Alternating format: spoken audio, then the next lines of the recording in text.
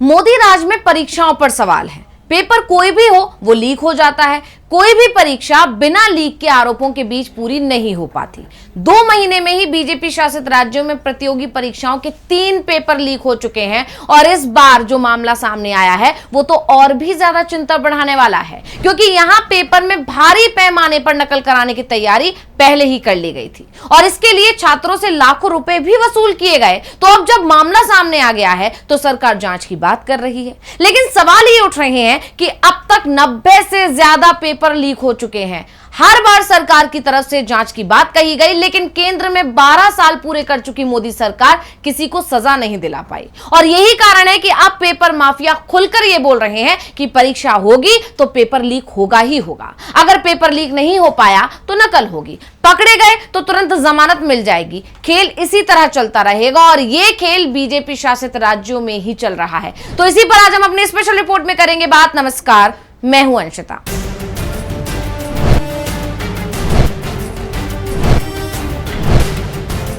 पहले paper leak ने युवाओं के भरोसे को झटका दिया और अब परीक्षा में नकल हो रही है, यानी पैसा फेंकने वालों को मेहनती बच्चों की जगह किसी भी कीमत पर बैठाना है और यह खेल अब खुलेआम चल रहा है। गौर करने वाली बात यह है कि ये सारे मामले बीजेपी शासित राज्यों में ही सामने आ रहे हैं, यानी जहां पर डबल इंजन की सरकार है घोटाला वहीं हो रहा है और जो बता रहा है कि डबल इंजन सरकार हर मोर्चे पर फेल नजर आ रही है। पेपर लीक के बाद अब नकल करवाने के आरोपों ने सरकार की मुश्किलें बढ़ा दी हैं। सवाल ये उठ रहा है कि क्या परीक्षा व्यवस्था में सेंध लगाने वाला पूरा नेटवर्क सक्रिय है?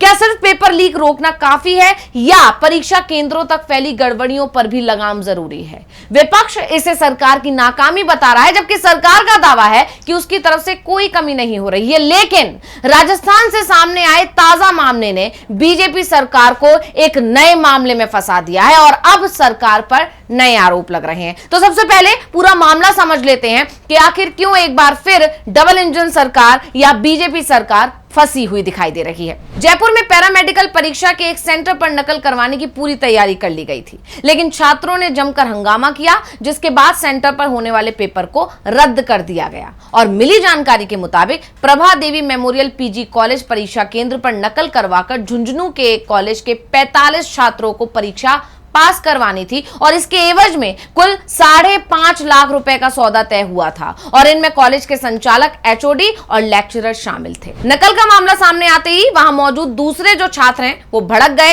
नाराज छात्रों ने कॉलेज परिसर के बाहर जमकर नारेबाजी की और हंगामा और तोड़फोड़ किया, यानी प्रदर्शन किया। और प्रदर्शन के दौरान जो गुस्साए छात्र हैं उन्होंने कुर्सियां तक फेंक दी और परीक्षा को तुरंत रद्द करवाने की मांग पर अड़ गए, जिसके बाद दबाव बढ़ा और दबाव के चलते मौके पर अतिरिक्त पुलिस बल तैनात किया गया। पुलिस ने कड़ी मशक्कत के बाद कैसे भी प्रदर्शनकारी छात्रों को शांत कराया, लेकिन इसके बाद राजस्थान पैरामेडिकल काउंसिल ने गड़बड़ी और अव्यवस्था को देखते हुए इस परीक्षा केंद्र यानी प्रभा देवी मेमोरियल पीजी कॉलेज की परीक्षाओं को आगामी आदेश तक तत्काल प्रभाव से रद्द कर दिया।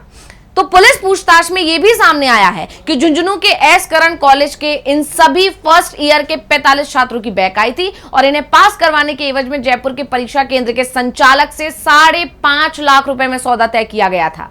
साजिश के तहत इन सभी छात्रों को परीक्षा केंद्र के एक ही कमरे में बैठाया जाना था, जहां परीक्षा के दौरान ड्यूटी पर तैनात इन्विजिलेटर यानी वीक्षक के जरिए उन्हें पेपर पढ़ाया जाना था। पुलिस ने जब आरोपियों के मोबाइल की व्हाट्सएप चैट खंगाली तो उसमें शंकर बाजिया सर के नाम से एक चैट मिली और इसमें परीक्षा देने वाले छात्रों के एडमिट कार्ड की पीडीएफ फाइलें भी शेयर की गई थी, जिन पर परीक्षा केंद्र का नाम छपा हुआ था और वो था प्रभा देवी memorial college.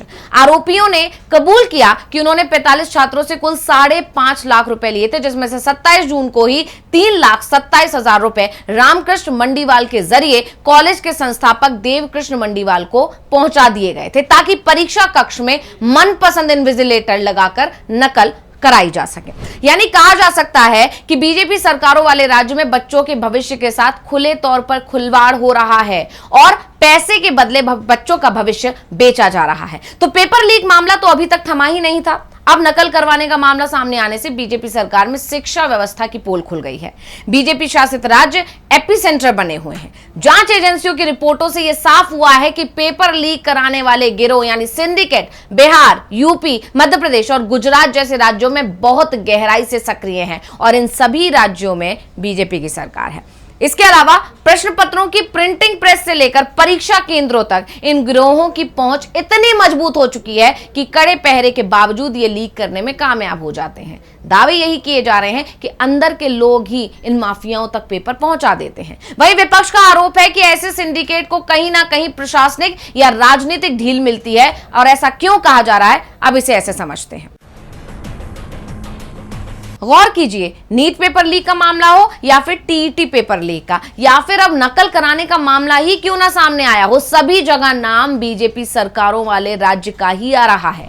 NEET paper leak हुआ राजस्थान से, इस पर बवाल मचा ही हुआ था, जंतर मंतर पर लगातार प्रदर्शन चल रहा है और इन सब के बाद एक और पेपर लीक हो जाता है। यानी नीट पेपर लीक के बीच में ही खबर आ जाती कि एक पेपर और लीक हो गया और वो है टीईटी का पेपर, और ये भी बीजेपी शासित राज्य महाराष्ट्र से ही लीक होता है। और यहां एक और गौर करने वाली बात है, वो ये कि इसकी जांच जब होती है, यानी जब हंगामा मचता है तो एक जांच कराई जाती है, और जांच जब होती है तो तार राजस्थान से ही जुड़े होते हैं, और राजस्थान में भी बीजेपी की सरकार है। इसके अलावा ताजा मामला जो आया है जिसमें लाखों रुपए लेकर नकल करवाई जा रही थी, वो भी राजस्थान से ही सामने आया है। यानी कहा जा सकता है कि शिक्षा माफिया बीजेपी शासित राज्यों में खुद को सुरक्षित महसूस करते हैं, या ये कहें कि इन्हें सुरक्षित रखा जाता है। और ऐसा ही कुछ बयान तो विजेंद्र का आया था। उसने कहा था कि जेल जाएंगे, बेल मिलेगी, लेकिन पेपर लीक इसी तरह होते रहेंगे। और इसके अलावा उसने ये भी कहा था कि ट्रांसपोर्ट का टेंडर, यानी पेपर जिस ट्रांसपोर्ट के जरिए जाता है, वो टेंडर ब्लैकलिस्टेड कंपनियों को भी दे दिया जाता है। और ये टेंडर सरकार में बैठे लोग ही तो हैं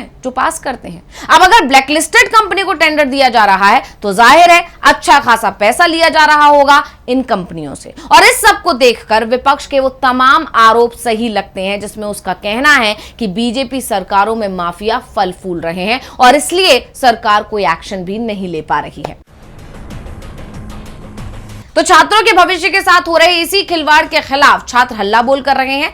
जंतर मंतर पर पिछले 10 दिन से छात्र डटे हुए हैं। शिक्षा मंत्री धर्मेंद्र प्रधान का इस्तीफा मांगा जा रहा है। सोशल एक्टिविस्ट सोनम वांगचुक अनशन पर बैठे हुए हैं, लेकिन मोदी सरकार के कान में जू तक नहीं रेंग रही, या ये कहें कि वो सुनना ही नहीं चाहती है। तो स्पेशल रिपोर्ट आपको कैसी लगी, हमें कमेंट करके अपनी राय जरूर दीजिएगा। इसी के साथ मुझे दीजिए इजाजत। देखते रहिए डीबी लाइव। नमस्कार। हमारे चैनल से जुड़े रहने के लिए YouTube पर टाइप करें डीबी लाइव, सब्सक्राइब बटन को क्लिक करें और बेल आइकन को दबाना न भूलें ताकि खबरें आप तक पहुंचती रहें। देखते रहिए डीबी लाइव, क्योंकि यहाँ हैं खबरें लगातार।